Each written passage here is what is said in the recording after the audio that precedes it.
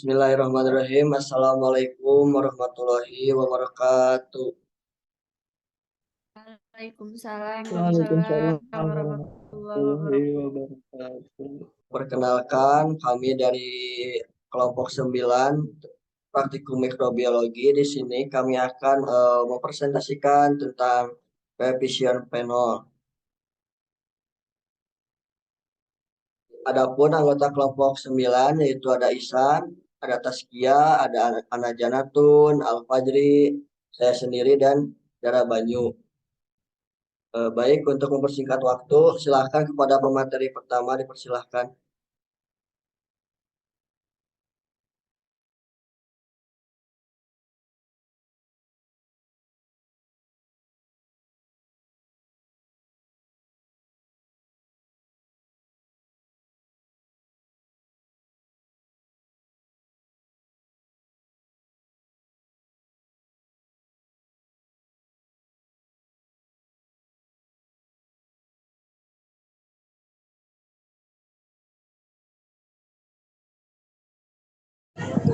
Koefisien fenol lebih dari 1 artinya inti mikroba tersebut lebih ampuh daripada fenol. Koefisien fenol ditentukan dengan cara tinggi dari fenol yang memusnahkan jasad teknik. Dalam 10 menit tetap memusnahkan dalam 5 menit. Terhadap pengenceran tertinggi bahan antimikrobial, prinsip kerja dari koefisien fenol tersebut membandingkan satu bahan antimikrobial dibandingkan dengan fenol. Fenol dijadikan pembanding karena fenol sering digunakan untuk mematikan mikroorganisme. Koefisien fenol yang kurang dari 1 menunjukkan bahwa bahan antimikroba tersebut kurang efektif dibandingkan fenol. Koefisien fenol tersebut ditentukan dengan cara membagi pengenceran tinggi dari fenol yang mematikan mikroorganisme dalam 10 menit tetapi tidak mematikan dalam 5 menit terhadap pengenceran tertinggi bahan antimikrobial tersebut. Next. Ada tujuan uji koefisien fenol. Yang pertama yaitu untuk membandingkan aktivitas suatu produk atau desinfektan dalam kondisi uji yang sama.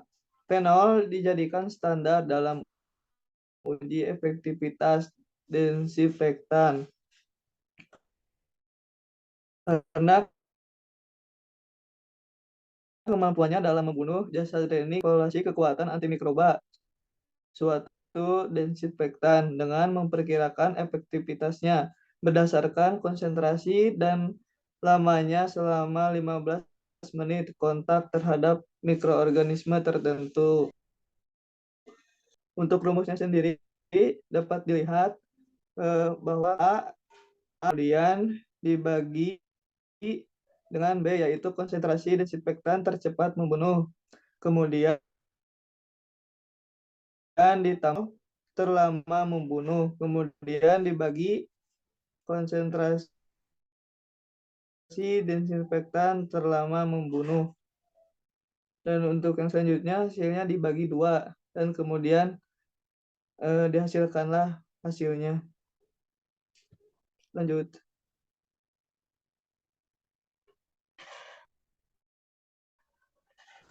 Nah, selanjutnya pengertian dari disinfektan.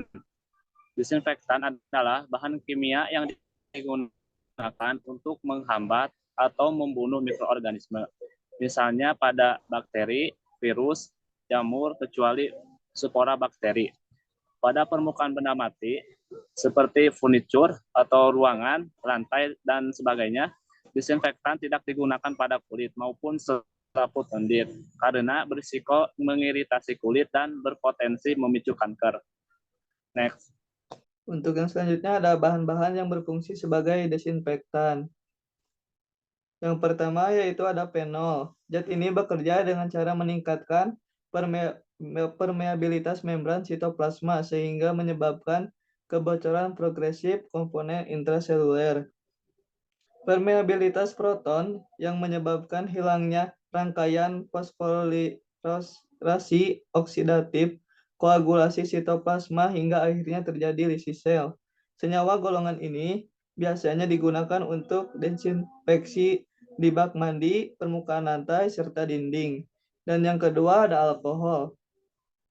Alkohol merupakan zat yang paling efektif untuk desinfeksi dan sterilisasi. Bahan ini bekerja dengan cara mendenaturasi protein melalui hidrasi dan melarutkan lemak sehingga membran sel rusak dan akhirnya enzim-enzim mikroorganisme akan diinaktivasi. Rusaknya membran sel ini menyebabkan terbuangnya komponen intraseluler dan menghambat sintesis DNA, RNA, protein, dan peptidoglikan. Lanjut. Untuk yang ketiga ada aldehid, agen pengikat yang berinteraksi dengan amina. Tidak berproton di dinding luar sel yang menyebabkan kegagalan fungsi dinding sel. Formaldehid dan glutaraldehid memiliki daya bunuh yang luas terhadap berbagai macam mikroba patogen. Namun dapat terinaktivasi bila ada materi organik. Bahan ini tidak korosif terhadap benda metal. Efek sampingnya dapat menyebabkan iritasi pada mata, kulit, dan pernapasan.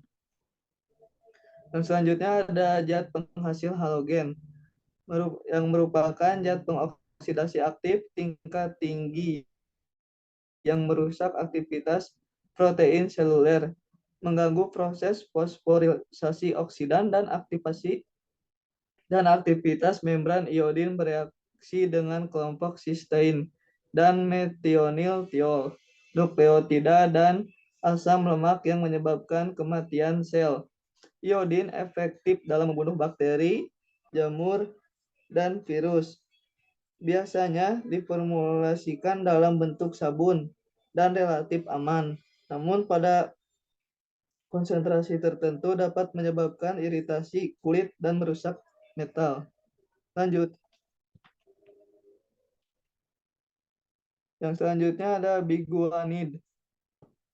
Zat ini merusak membran luar dan dalam yang menjadikan hilangnya potensial membran dan kebocoran intraseluler. Hal tersebut menyebabkan difusi pasif yang memperantara optek lebih lanjut dan terjadilah koagulasi sitosol biguanid. Biguanid merupakan antibakteri spektrum luas meskipun memiliki keterbatasan efektivitas terhadap virus dan tidak bersifat sporosida.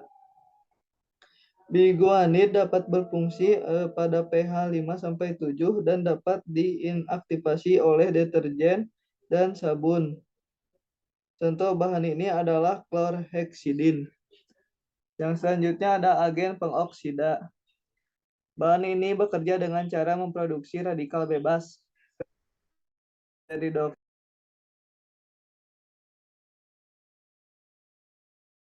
hidroksil sebagai oksidan DNA sasaran umum sehingga terjadi peningkatan permeabilitas membran sel. Contoh zat ini adalah hidrogen peroksida dan asam parasetat. Hidrogen peroksida berefek terhadap bakteri,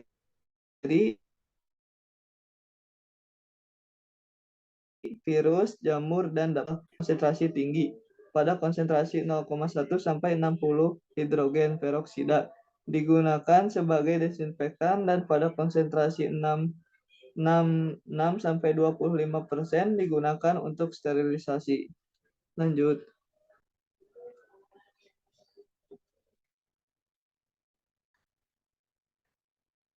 Untuk yang terakhir ada quartem ammonium compounds. Agen ini merusak dinding sel dan membran sitoplasma, memediasi ikatan fosfolipid sehingga menyebabkan hilangnya integritas struktural membran sitoplasma. Dan meningkatkan uptake dan menginduksi kebocoran komponen intraseluler kemudian terjadi lisis. Contoh agen ini adalah benzalkonium klorida dan cetrimide. Agen ini memiliki keefektifan yang tinggi terhadap bakteri gram positif dan memiliki keefektifan yang mur dan virus.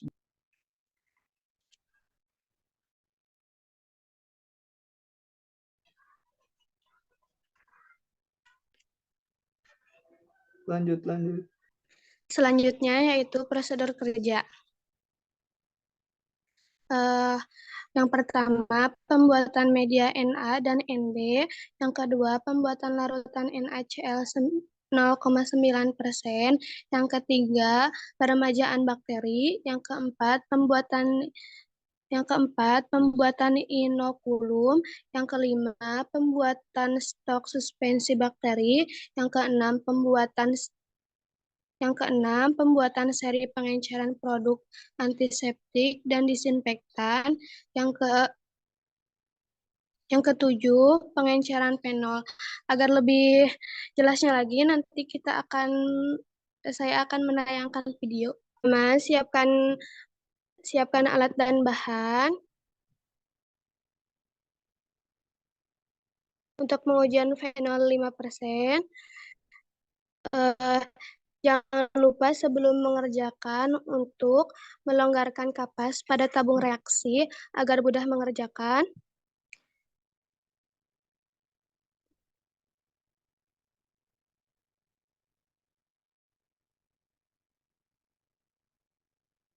Jumlah air steril pada tabung reaksi untuk pengujian fenol dikeluarkan atau dikurangi dengan perhitungan pada tiap pengenceran.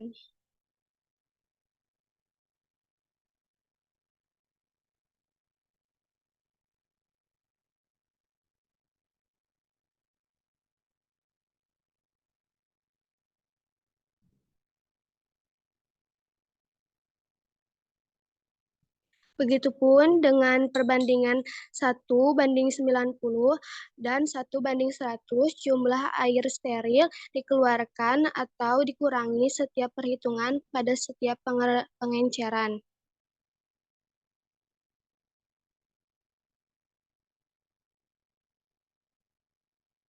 Dan jangan lupa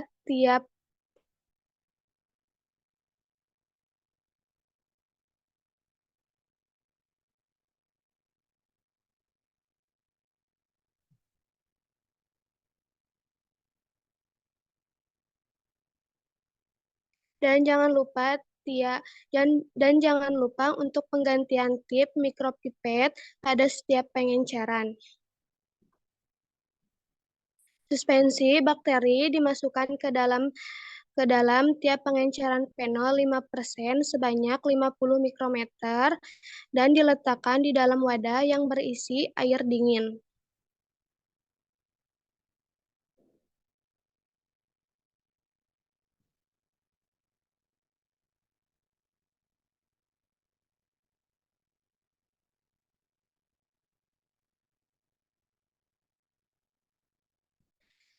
Sama dengan menit ke-5 juga dibandingkan sebanyak 1 ose pada menit ke-10 dan deret tabung pertama yang berisi air steril ke deret tabung ketiga yang berisi medium Mb.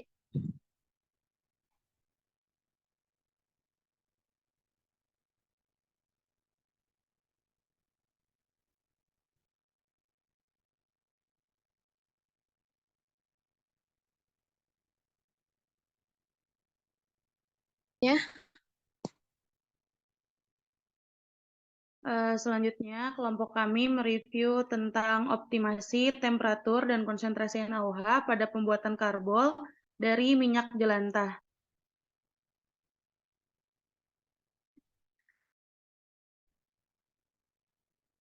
Pada jurnal ini, penelitian ini bertujuan untuk mengetahui cara pemanfaatan minyak jelantah dengan cara membuatnya menjadi pembersih lantai agar mengetahui titik optimum dalam pembuatan karbol dan minyak jelantah.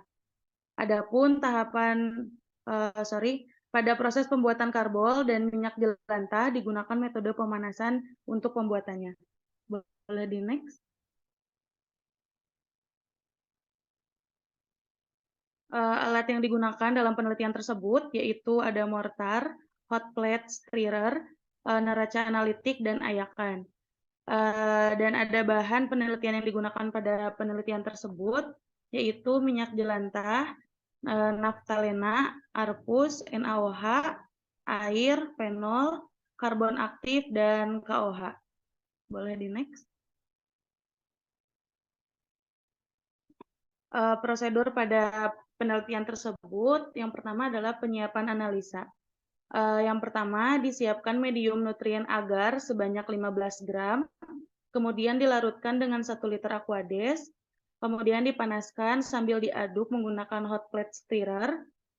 Setelah larut, masukkan larutan tersebut ke dalam tabung reaksi sebanyak 5 ml.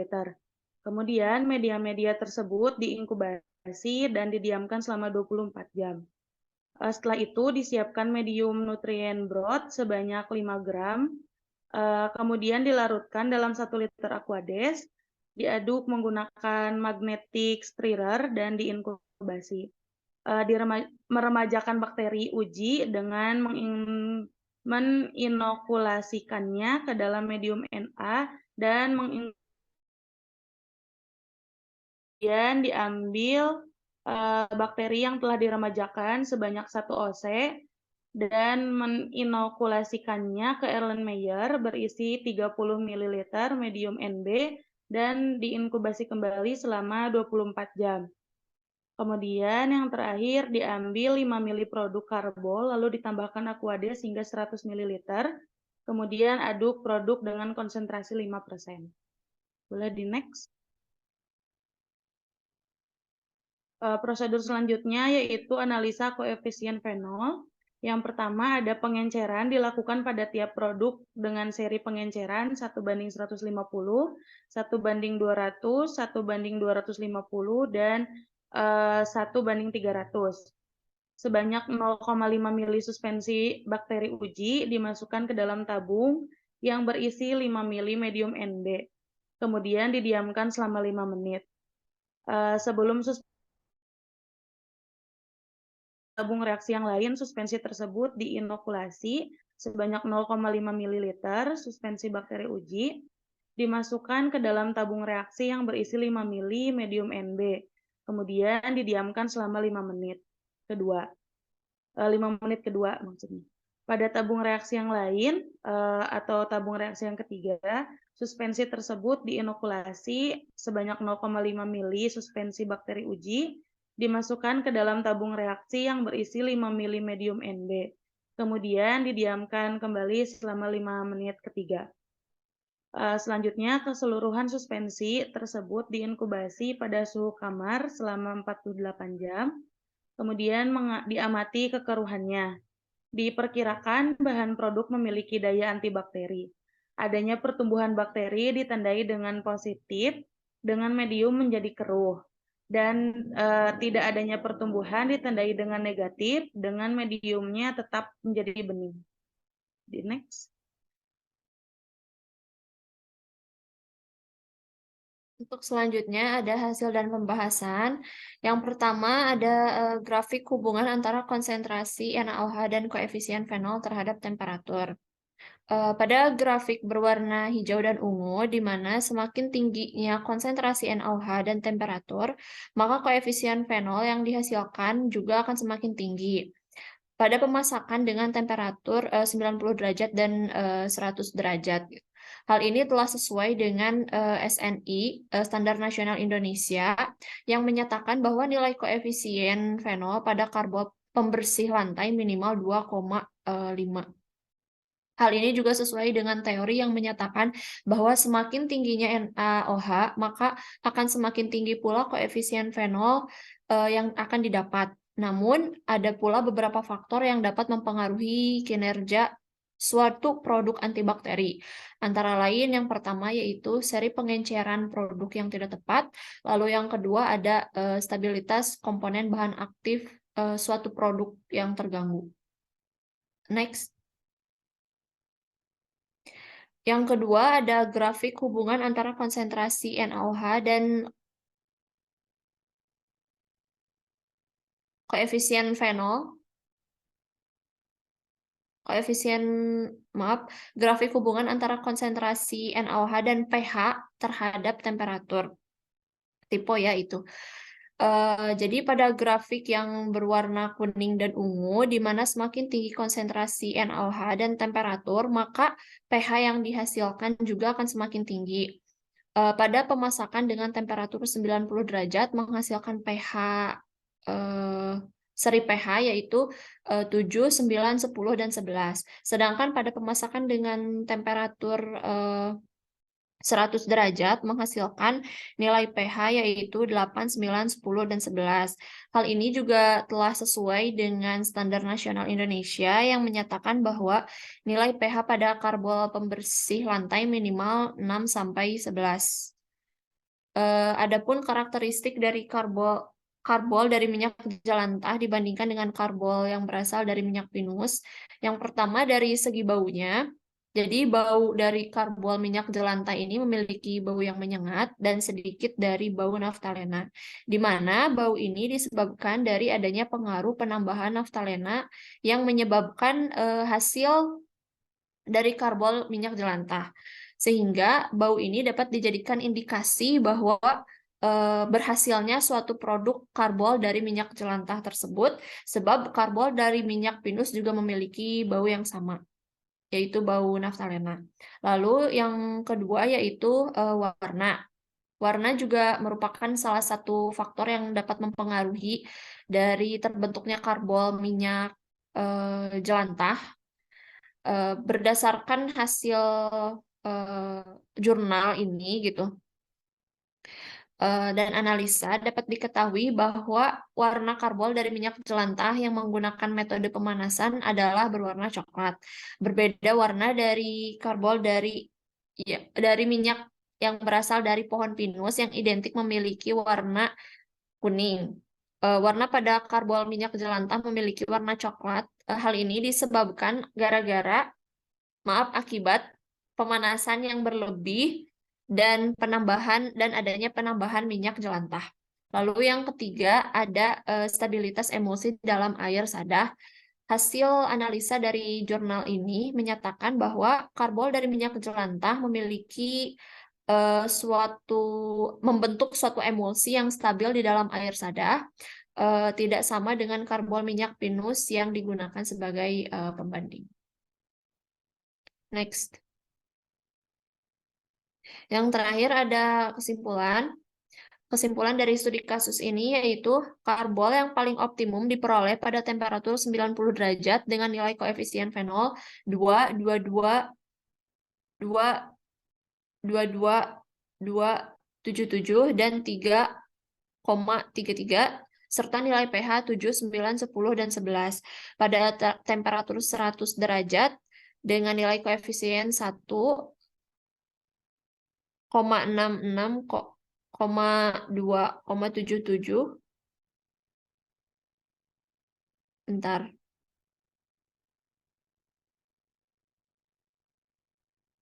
,77 dan 33 serta nilai pH 8, 9, 10, dan 11. Hal ini telah sesuai dengan standar nasional Indonesia yang menyatakan bahwa nilai koefisien fenol minimal 2,5 dan nilai pH minimal 6 sampai 11.